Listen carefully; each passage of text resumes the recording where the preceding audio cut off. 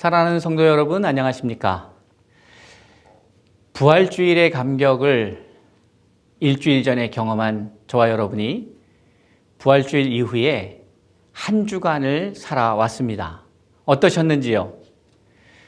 부활주일 이전에 그 부활의 감격을 기대하고 감사하고 축하하며 우리는 나름대로 모든 교회와 성도들이 부활주일을 준비한 것 같습니다. 그리고 이제 그 한 주가 지났습니다. 어떠한 마음으로 부활주일을 경험한 자들이 자신이 살아야 될 삶을 마주하고 있는가? 이것은 우리에게 매우 중요한 문제라고 생각이 됩니다. 로마서 12장 1절에서 바울은 이렇게 우리에게 말씀하고 있습니다. 그러므로 형제들아, 내가 하나님의 모든 자비하심으로 너희를 권하노니 너희 몸을 하나님이 기뻐하시는 거룩한 산제물로 드리라. 이는 너희가 드릴 영적 예배니라. 이렇게 말씀하고 있습니다. 부활의 은혜를 경험한 하나님의 사람들이 살아야 할 삶의 모습은 어떠해야 하는가? 이것을 오늘 저는 본문의 말씀을 통하여 여러분에게 또한 저에게 주시는 하나님의 은혜를 함께 나누고자 합니다. 오늘 로마서 12장의 말씀은 매우 큰 의미가 있다 이렇게 말씀드리겠습니다. 어떤 의미가 있는가 하면 로마서 전체가 1장부터 16장까지 기록되어 있습니다. 그런데 로마서는 크게 둘로 구분할 수 있다 이렇게 말씀드리겠습니다. 1장부터 11장까지가 이론편이라면 이제 12장부터 16장까지는 실천편이다. 믿음으로 말미암아 하나님의 의인, 자녀, 구원받은 백성이 된 우리, 예수 그리스도의 죽으심과 그 죽으심을 믿는 믿음 안에서 우리가 하나님의 자녀가 되었다면 이제 하나님의 자녀들은 어떠한 삶을 살아야 하는가에 대한 실천편의 첫 번째 주제로 바울 사도는 로마서 12장 1절에서 영적 예배다라고 말하고 있는 것이죠. 자, 이 영적 예배라고 했을 때에 우리는 복음서에서 예수님께서 하신 한 말씀이 떠오릅니다. 그것은 요한복음 4장의 이야기인데 수가성 여인과의 대담, 이야기, 이 속에서 우리는 예수께서 말씀하신 영적 예배에 대한 이야기를 접하게 됩니다.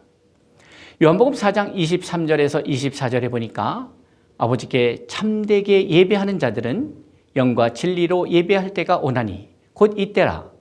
아버지께서는 자기에게 이렇게 예배하는 자들을 찾으시느니라.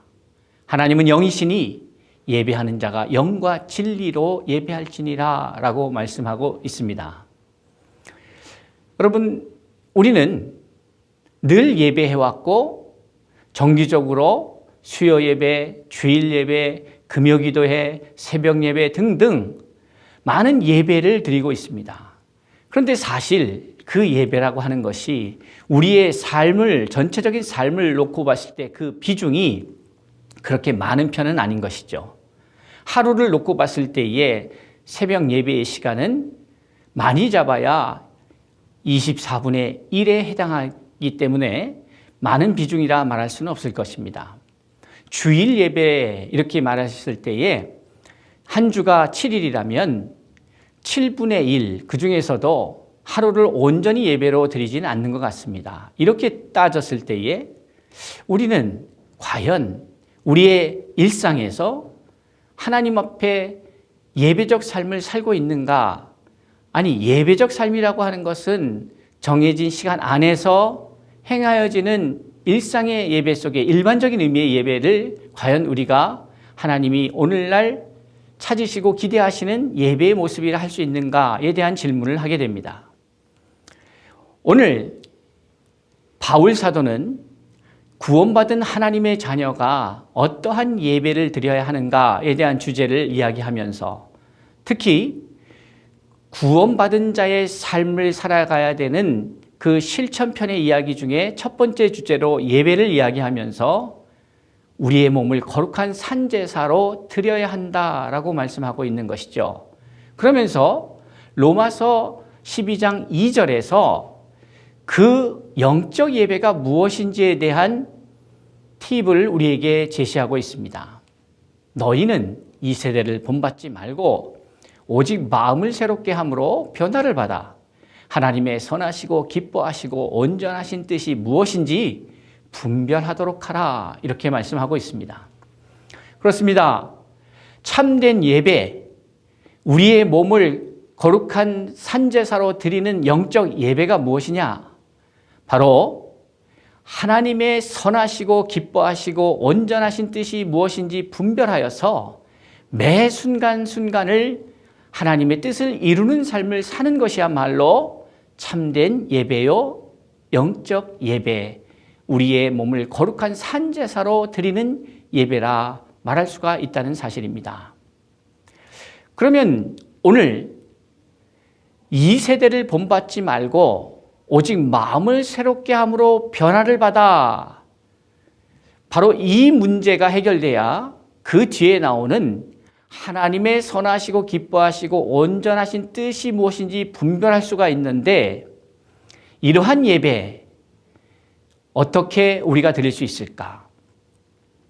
온전한 하나님 앞에 예배자로서 서기 위해서는 그러한 하나님의 뜻을 분별하고 그 뜻을 이루어가야 할 터인데, 바로 그것이 요한복음 4장에서 하나님이 오늘날 찾으시는 것이 참된 예배자인데, 그 예배자를 찾는다 하실 때의 그 예배자는 바로 하나님의 선하시고 기뻐하시고 온전하신 뜻이 무엇인지 분별하며 그 뜻을 이루어가는 삶이라 할 수 있는데, 그렇게 되기 위해서는 어떻게 해야 하는가? 바로 이 세대를 본받지 말아야 된다는 것이죠. 이 세대, 오늘날 우리는 믿음의 삶을 살아가면서 큰 갈등을 겪게 됩니다. 하나님의 말씀대로 살려고 하다 보니 세상에서의 현실적인 문제에 부딪히게 됩니다. 마태복음 13장에서 밭의 비유를 드시면서 돌밭에 대한 비유를 드십니다. 그러면서 하시는 말씀이 왜 이러한 문제가 발생하는가?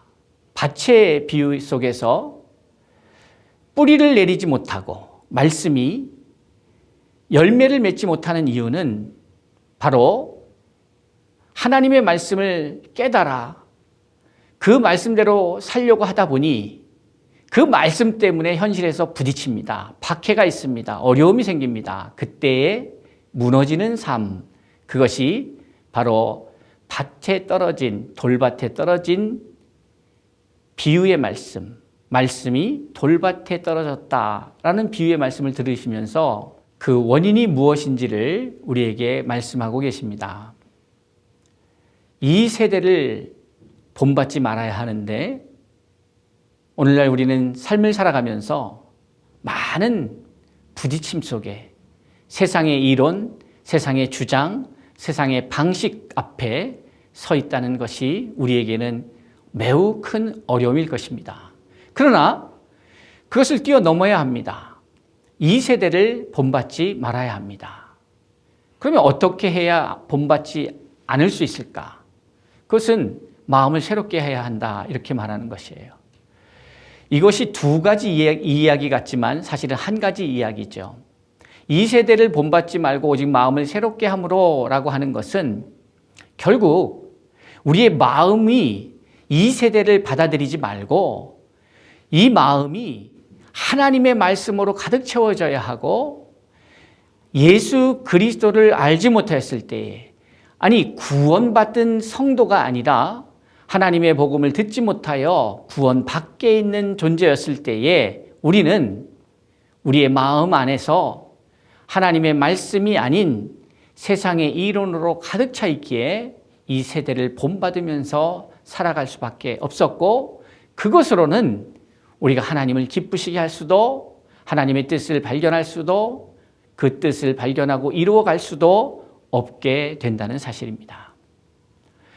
너희는 이 세대를 본받지 말고 오직 마음을 새롭게 함으로 변화를 받아 하나님의 선하시고 기뻐하시고 온전하신 뜻이 무엇인지 분별할 수 있는 그러한 믿음의 삶, 우리의 몸을 거룩한 산제사로 드린 영적 예배적 삶을 살기 위해서 이 마음의 문제를 해결해야 합니다.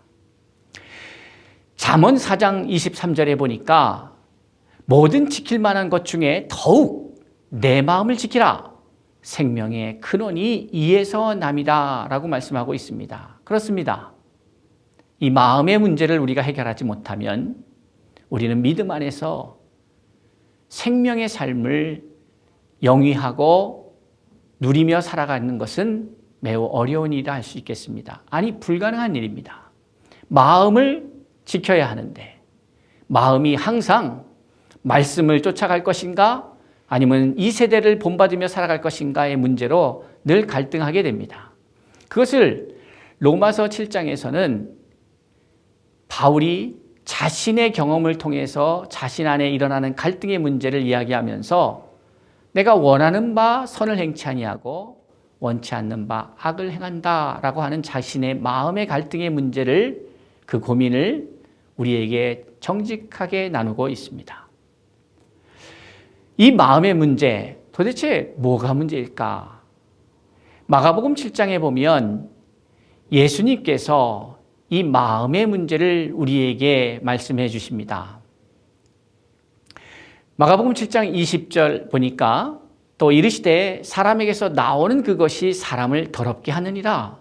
속에서 곧 사람의 마음에서 나오는 것은 악한 생각과 곧 음란과 도둑질과 살인과 간음과 탐욕과 악독과 속임과 음탕과 질투와 비방과 교만과 우매함이니 이 모든 악한 것이 다 속에서 나와서 사람을 더럽게 하느니라 라고 말씀하고 있습니다.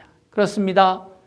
사람을 더럽게 하는 것은 사람이 먹는 것이 아니라, 사람에게 들어가는 것이 아니라 사람에게서 나오는 것인데, 그 사람에 나오는 것이 왜 악하고 더럽고 추한 것이 나오느냐? 그것이 사람 안에 있기 때문에 그렇습니다. 우리 안에 있는, 우리의 마음 안에 있는 그것이 바로 지금 말씀드린 그러한 내용들이 우리 마음속에 있기 때문에 그렇습니다. 그런데 이것이 어떠한 사람 마음속에 있는가? 바로 죄인의 마음속에 있는 것입니다.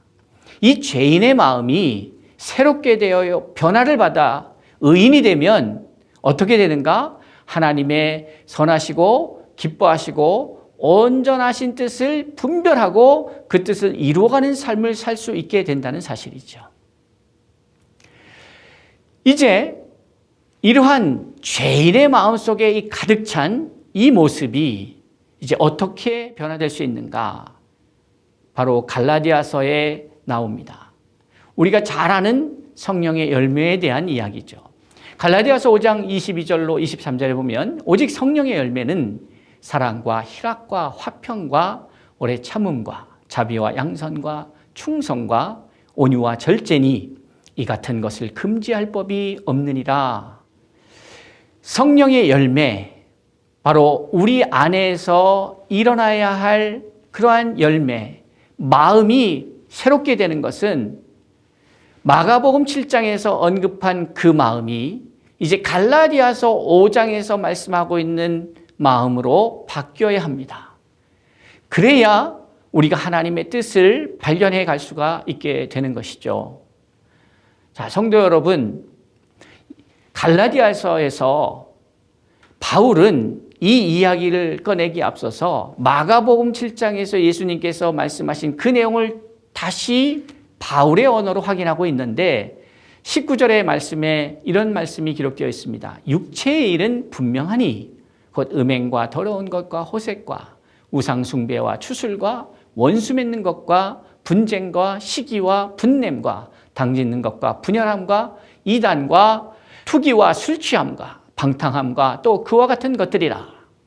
전에 너희에게 경계한 것 같이 경계하노니 이런 일을 하는 자들은 하나님의 나라를 유업으로 받지 못할 것이요 라고 말하고 있습니다.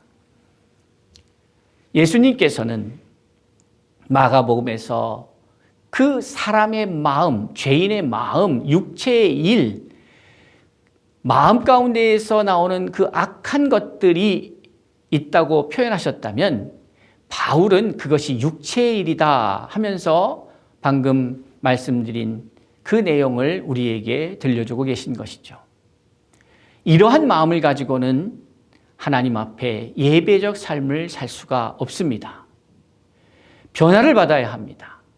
변화를 받아서 새로운 마음, 갈라디아서 5장 22절 이하에 오직 성령의 열매라고 말씀하고 있는 그 내용으로 우리의 마음이 바뀌어야, 그래야 참된 살아있는 거룩한 산제물로 드려지는 영적 예배를 드릴 수 있게 되는 것이죠.